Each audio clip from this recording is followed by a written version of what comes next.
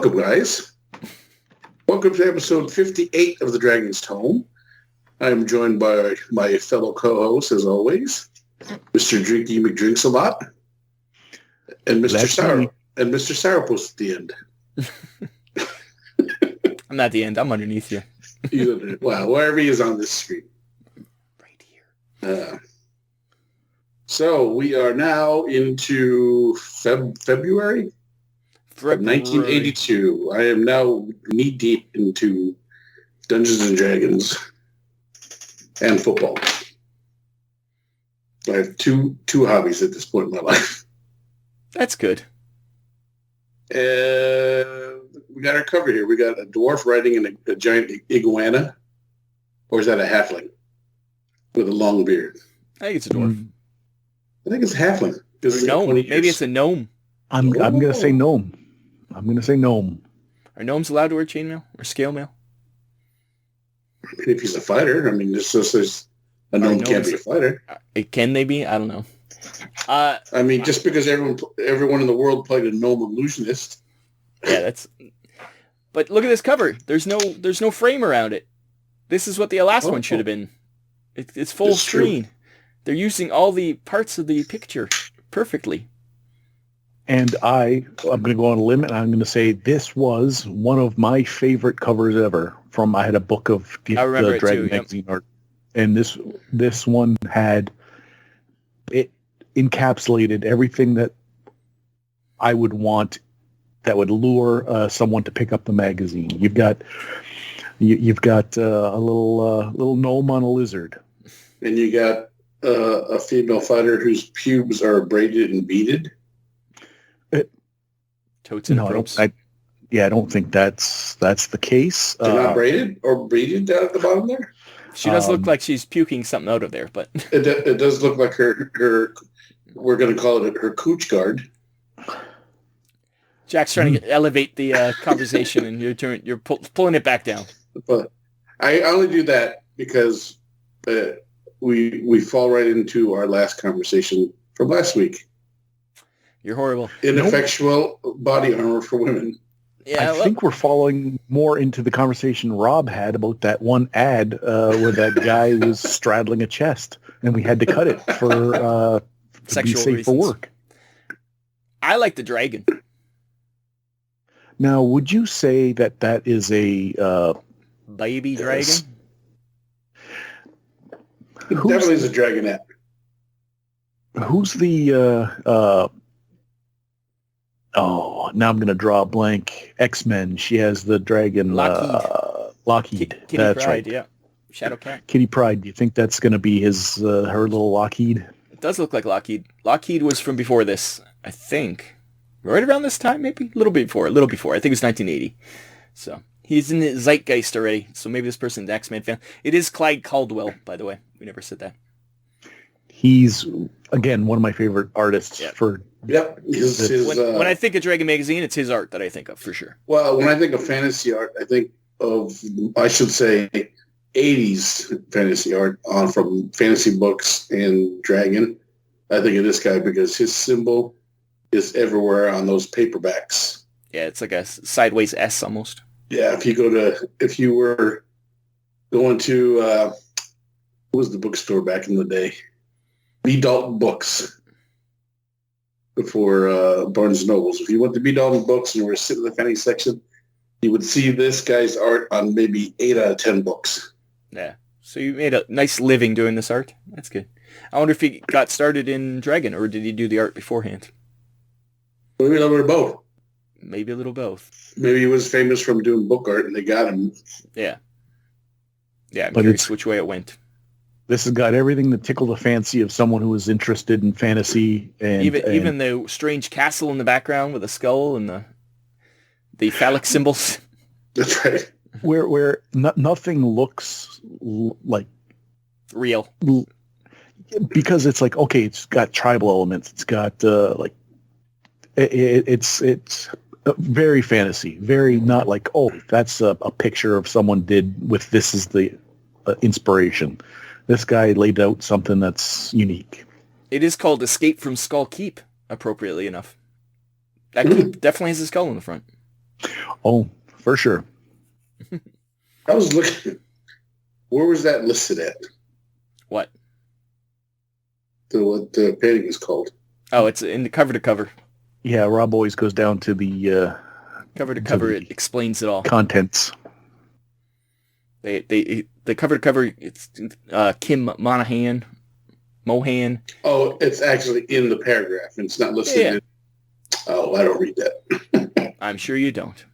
We don't have to. Rob does. He does it for us. All right.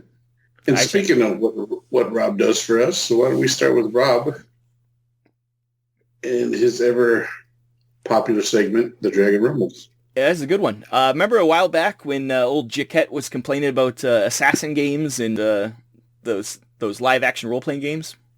Oh yeah. Well, his fears have been realized because I guess in California State University in Long Beach, some guy and his girlfriend were starting to play with these games, had some toy guns. Campus cop saw him and said, "Hey, stop, police." The girl stopped, like a smart person would, and the idiot kid turned around, bent down, and pointed the gun at the cop. The cop blasted him a few times. The kid lived, amazingly, but he got shot. Wow. He deserves it, personally. Well, let's put this in perspective. We're talking about 1981, when your toy guns were just as realistic looking. Oh, yeah. As they were. There was no orange caps. There was none of that. Oh. My favorite toy gun was a German Mauser that was made mostly of metal and wood and shot caps, and it looked amazing. If I had that gun today. I had an Uzi. But, yeah, these... so this guy gets shot, and sure, the guy shouldn't have pointed the gun at the cop, and maybe thought it was part of the game, but still, that was a stupid thing to do. But... It happens to this day, so... Well, yeah. Well, the famous one that got all that banned is some kid was playing, like a little kid, like 5-year-old, had a gun and the cop shot him and killed him. And that had all the... Now we have the plastic ends on him and stuff. But this, the problem with this is that in the aftermath of it, people are talking about it, and they kept mentioning Dungeons & Dragons in the same sentence, and that's exactly what he was afraid of for, and it's coming true. And it's, yeah.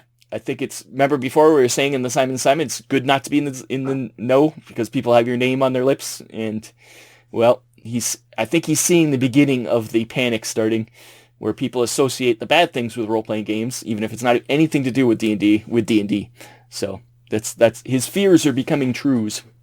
So it's interesting to see it all playing out because this is the very beginning of the, eventually becomes satanic panic, but I think it's more of a moral panic, really. They add the satanic elements just because there's magic and stuff, but it's more about these kids are playing with guns and pretending to murder people and rape people.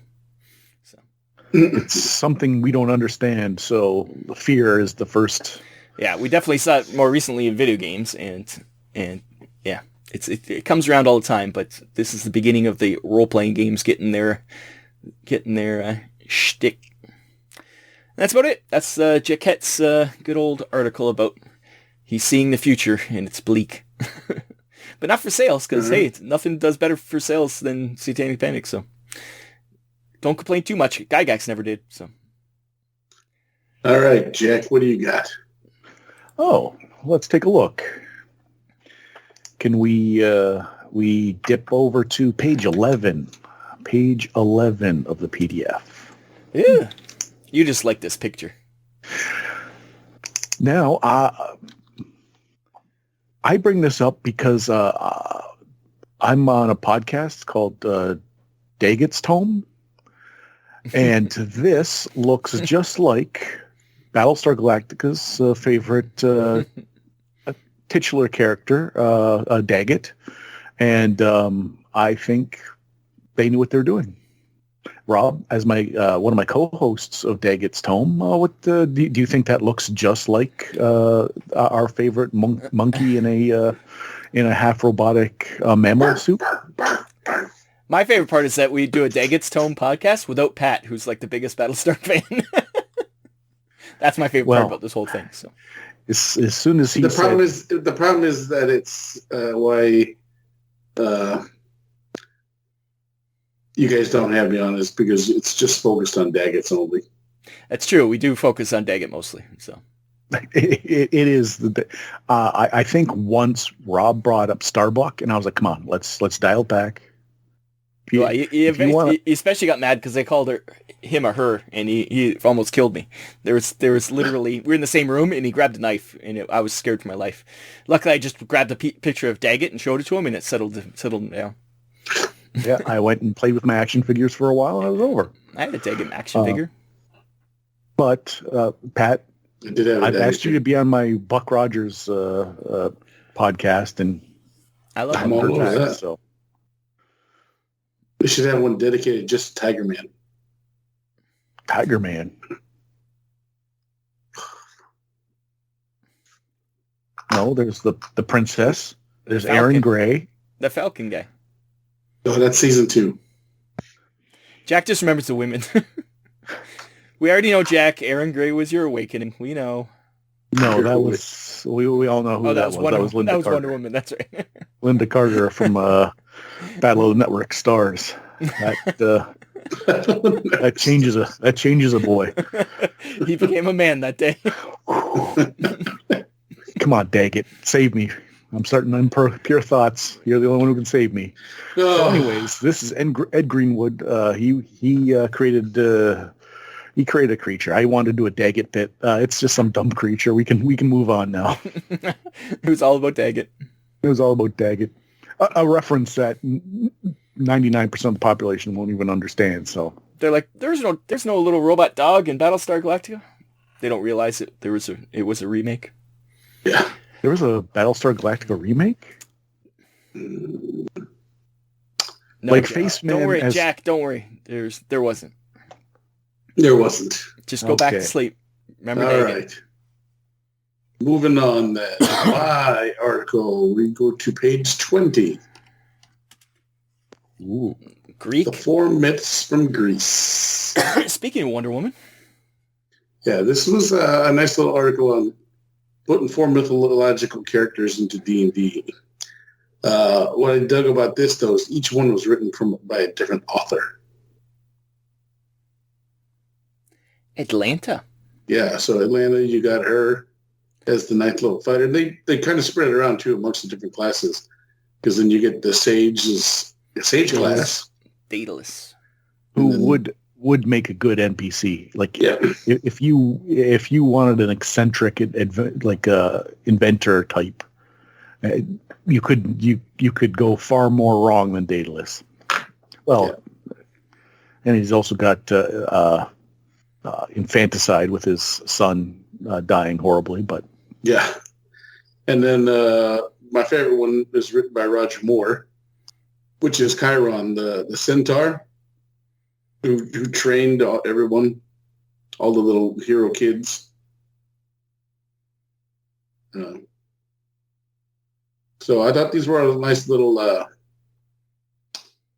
side things that you could do, or just put faces and numbers too if you ever want to. You don't even have to use them. It's because Dragon does the like the Giants of literature type thing where they Giants of the Earth. They go through and now this is mythology. Like this is not fully religious, but it is part of that, and this fits. This fully fits, and actually some of these things are the inspiration for segments of the game. So to get a little like tip of the cat. Plus, if you're playing deities and demigods, you could be using the Greek gods. They're all in there. So if you really want to do a Greek, and then you can add these intermediary characters who are not gods. Just associated. Because you could really. That's the thing with deities and demigods. You could really play a Greek game. Like you don't have to play total fantasy. You could play it like ancient Greece almost. Oh, for sure. That'd be actually pretty interesting. There you go. You just make it Clash of the Titans, though. And once again, we're not talking about the remake of Clash of the Titans. Release the Kraken. Harry Hamlin. And Bobo the... Bubo. Yep. The mechanical owl. Yep. All right. Rob, what do you got? We'll go to page 41, I believe. It's Spellminders. That's one of mine. Well, I don't have to do this one. Well, I do, because I don't have many of them. Spellminders, this is all about having little chits to keep track of your spells. Yep. And it takes up a lot of this, and a lot of this is just describing how you can put cardboard on the back, but you'll lose part of the pictures because they're double-sided, and it's a real complicated mess. But it really is just to keep track of spells, and eventually they put spell cards out. And you don't need any of this stuff. So this is the in my notes I put the start of the shit cutting articles. Yeah. And it's also the beginning of spell cards that are now predominantly used in 5e. There's like a deck you can buy. Yeah, it's tablets now. No one's even using spell cards. Yeah. I think the day the spell cards even coming, it's waning. I mean, I don't know if everyone has a tablet right now at this point. Yeah, pretty much. GSR has, or if I mean, we used when we played at the Gagax house of 5e Adventure. The GM had the spell cards and that's good. Put the spell cards with their characters. So I mean, I thought the spell cards were kind of cool. I mean, I've always thought Spellminders, and I use the Spellminders chits, and it's really not that hard. You just glue both sides of the double-sided thing. Yeah, well, to either laminate them or buy two magazines. So, yeah. But Oh, you photocopied it. Yeah, photocopied it. Yeah. They never say that because they don't want you photocopying it. They want you buying another magazine. Well, photocopying were expensive still then in the 80s, and you got weird paper sometimes. Get that weird paper. But it is the beginning of the whole card thing, because I remember, like, when I started playing, there was definitely decks of cards for all NPCs and magic items and spells and everything. There was decks of cards. Yeah, I mean, we used the Spellminder chips all the way into the second edition. Yeah. It's, it is a thing. So there you go. Spellminders. I first thought, when I saw it, I was like, Spelljammer. It's way too early for that. That is, yes. I just can't read. I never learned to read, so. Learned to read. It makes this podcast really hard. I have to have someone read it for me, and I have to interpolate. Never learned to talk. It's true. Anyways, that's it for Spellminders, unless you have more to say about it. No, it's pretty straightforward. It was just little chits, little half-inch chits. Yeah, we could show the chits. They're on the very last page. There's all the ones. The back said either cleric and their level or magic user, and then the fronts had the actual spell with a bunch of stats on them, which is useful. Yeah. They're just so little. I'd be like, I can't read it. Although you're young then, you could read little text. Yeah, and there was no Photoshop then, so you can't explode them and make them bigger. Yeah. And Jack, are you offended by the kerning? Some of the words are like low on the print and some are high. Does that annoy you?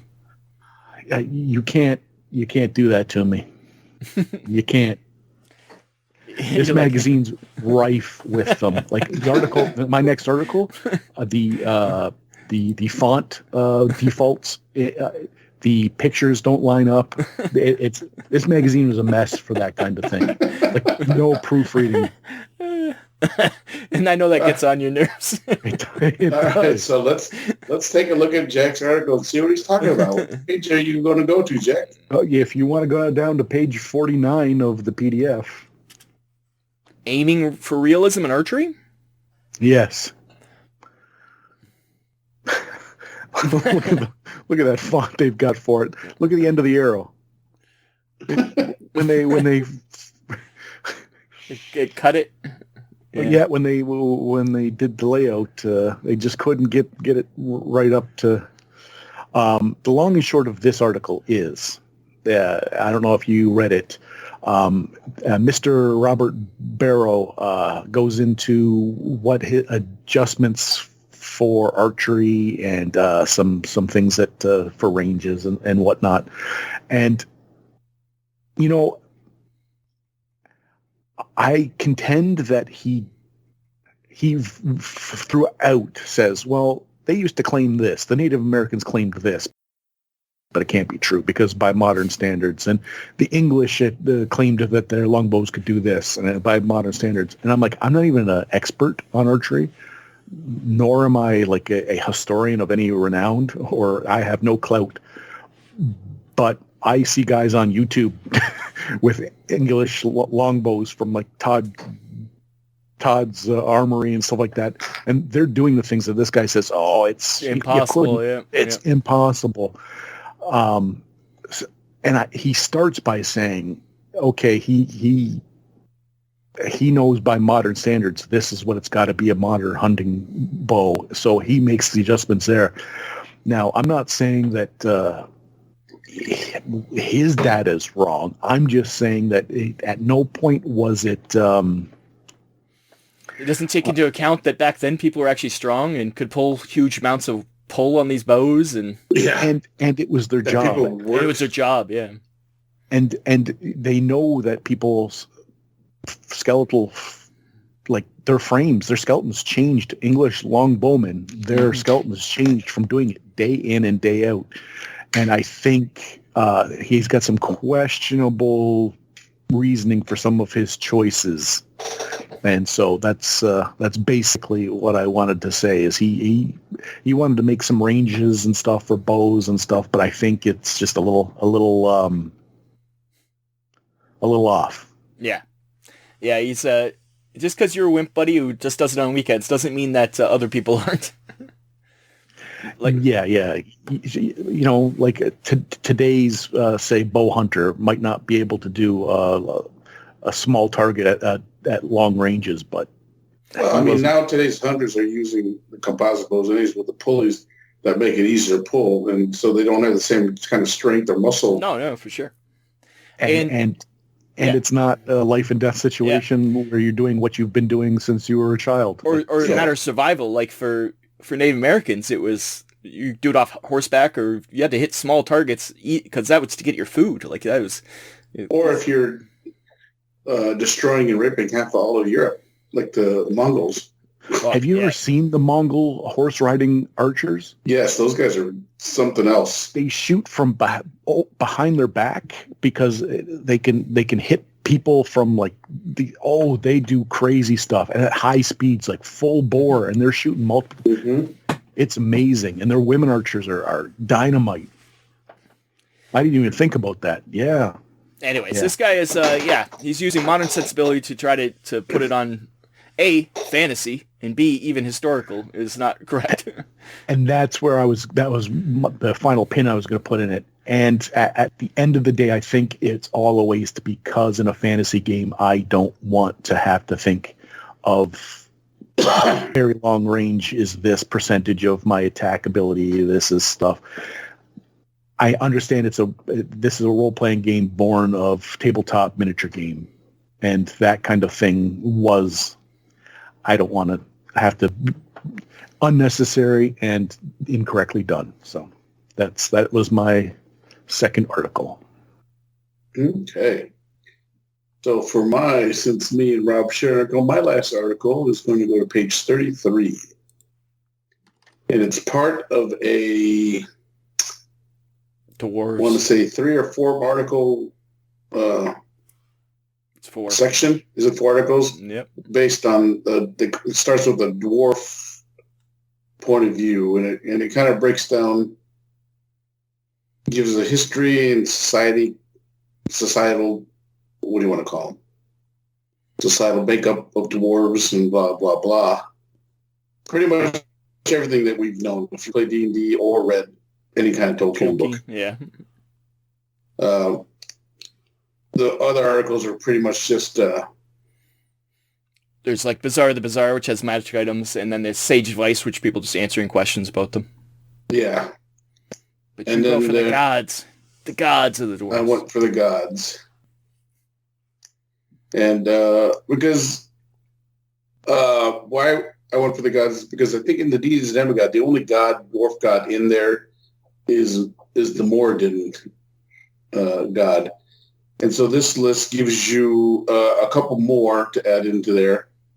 I did put a little note in my notes, like, what the hell does the rapper got to do with any of this? Oh, yeah, the little creatures that you just an undead dwarf, man. Undead dwarf, and they lure you by wrapping their hammers on stone. That's a real thing. And it meant what is it? What do you mean? The miners here tapping. I'm not. So you think it's an undead dwarf trying to lure them? Yes, obviously. But it's what they call them, the Tommy knockers. Isn't Tommy knockers? That's what it is. Same thing. Oh, maybe. Yeah, it is. It's all the same phenomena that they just decided to say it was an undead dwarf called a rapper. Yo. Yo. Oh! It's, you see, I see what you're doing. You're base. You're can you go? You're mixing your parodies in a What a brother knows. I see. Get back is incredible. They're unmanageable. You're not going to trick me into singing along again, because last time we started singing, Rob gleefully was recording. So that will come out one time when. So I do like they added this Abathor god, who's the greater master, who's the god of greed. Yeah, dwarves are damn greedy bastards. Not only does Abathor kind of look like he should be in Willow, the Mad Morrigan, and then Willow kind of had a baby, but I like that all of these have pictures, and they all kind of have their own different mythos. It was a kind of a well-rounded pantheon. If you wanted to have dwarves in your campaign, there would be plenty to choose from if you wanted to be a cleric. Yeah, especially if you were going to be a dwarf. This gives you a little bit more to play with. So, and as I found out as I kept reading, this type of thing goes on. We'll talk about that next week. Yes. A lot of goes on till next week. There's something extra stuff. So, I do like the breakdown, the societal breakdown. The Bazaar is really nice, where you get some special magic items for them. A couple of helmet and whatnot. An anvil. So there you go. All right. Well, that's my last article. Jack, do you have anything? What are you skipping me for? I've never gone through ever. Rob, do you have your last article? It's not my last article. You've skipped me like 4 times. I've lost track of which way we're going. I was hoping Rob would go, no, I've got nothing. After being left abandoned for so long, now I've got nothing. Page 57.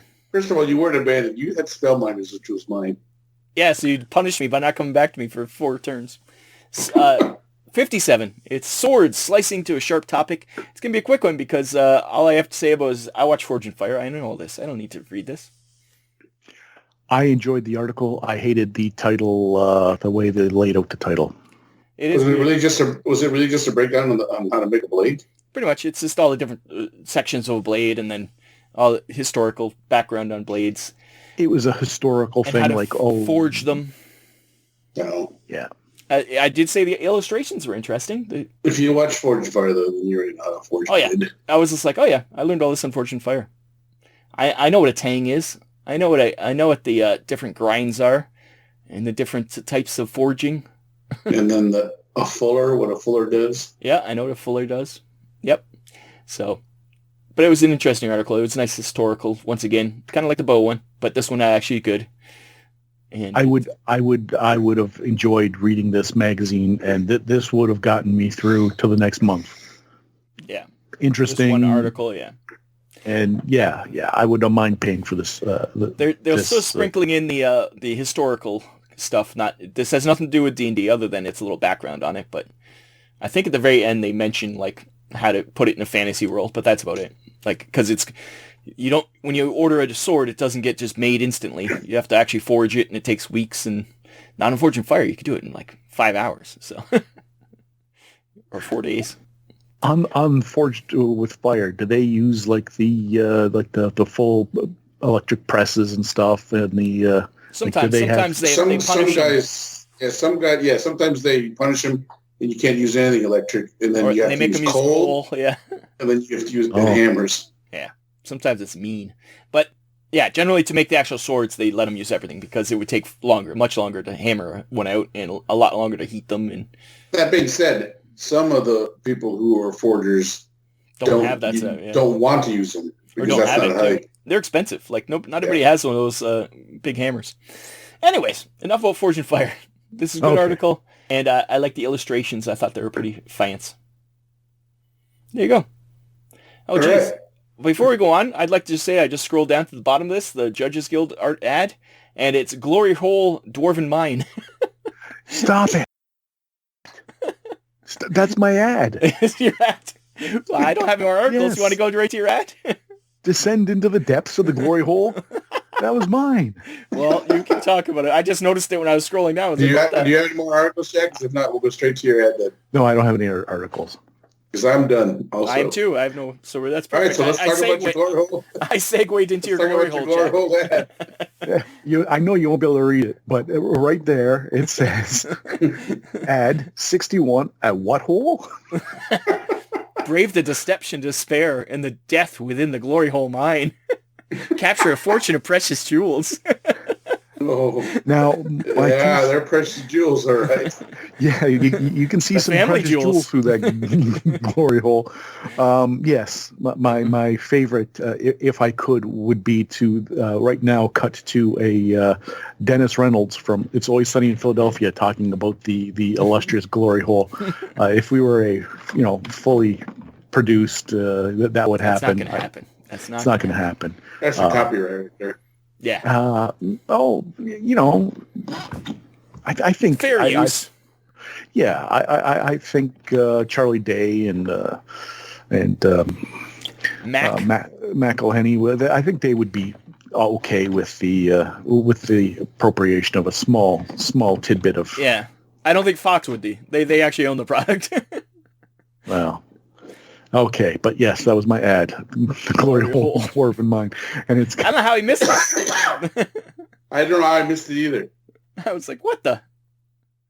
I think it's because it was Judges Guild, and I just ignored Judges Guild. But, man. Well, I will say that the term glory hole did not exist at this time, or these people were quite sheltered and were I mocked and ridiculed. guarantee Glory Hole existed at this time. I just think that they didn't understand. It's not like it's been popularized like we have had it popularized.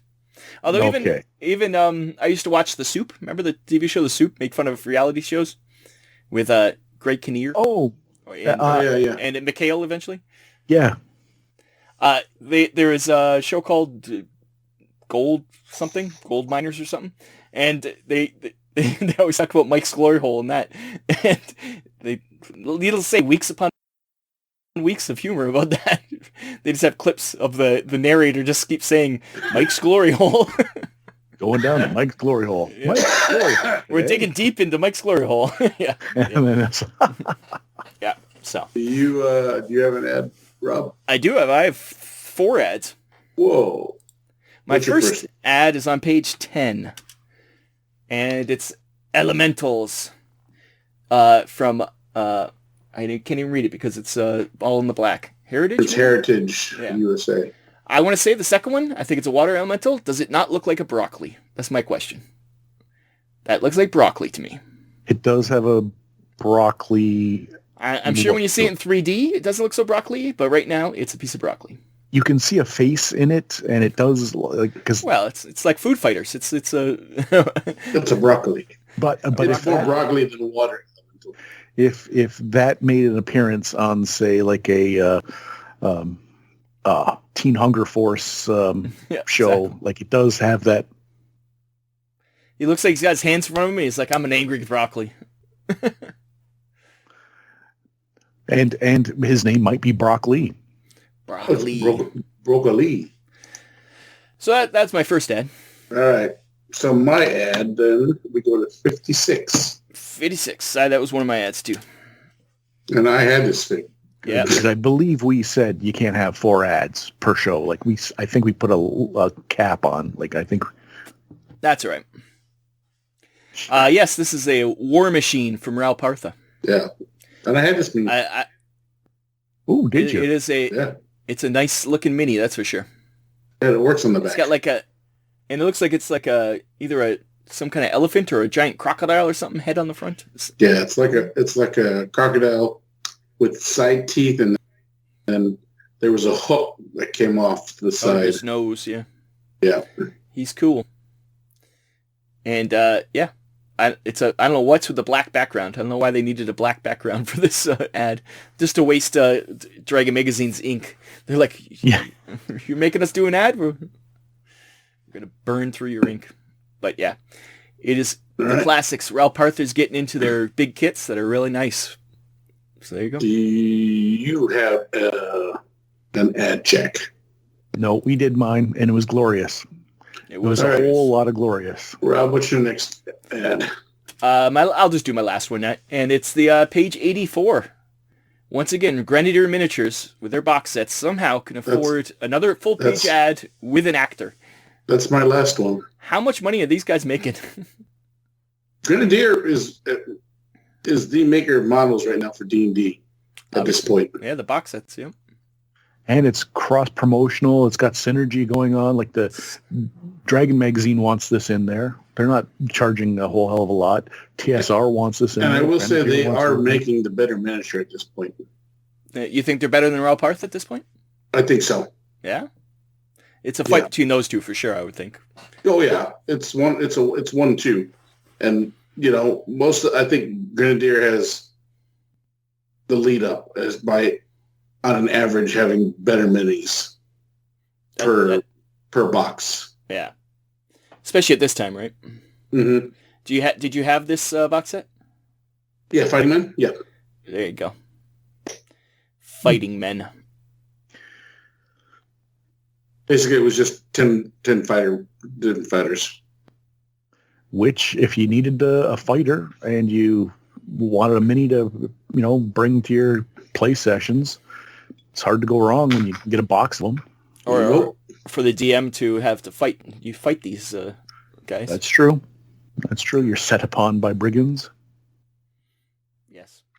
So there you go. Set upon by brigadoons. All right. Anything else? How are we doing? We're doing. Everyone's feeling well? We're all good here. How are you? We talked some Battlestar Galactica. We talked a little bit of Simon. We talked a little bit of Always Sunny. Simon wasn't on this one. That was the last one, wasn't it? Oh, I thought we mentioned Simon a little bit. No, I think that was the last episode. No, Battlestar though. Battlestar we did. All roped in, and I say this to point out how Dragon Magazine is all encompassing. How it brings everything all to the everyone together. As all the people writing in letters, it is everything to everyone. It is. Nobody ever complains. So, all right. Well, if that's all we got, I heard a rapper. I think it's at Jack's house. It's coming to get him. Well, it's a rapper. Ding, ding, ding. It's an undead dwarf coming for you, Jack. Oh, maybe that's where it came from. That's where rap started, right here. Hello, I'm sure. Shady. Yeah, that's. My name is. Wrap it up. All right. Well, just like thank everyone for joining us on this episode of Dragon's Tome. Do all the things: like, subscribe, share, bells, Twitters, post the Facebooks, things like that. Yeah. So, anything else? Nope. No. I can do something if you want. Like if you're looking to fill some time, I can do a bit. Like We've got a lot of time. This is a know, 40-minute episode so far, guys. It's a long episode for us. We got more to record here. Okay. All Okay. All right. The rapper's coming to get Jack right now. So for the Dragon's Tome, I've been Chopper. I hear it. And I'm Jack. I'm Rob. Thanks for listening, and we will see you next week. Finger at you. You. Ciao.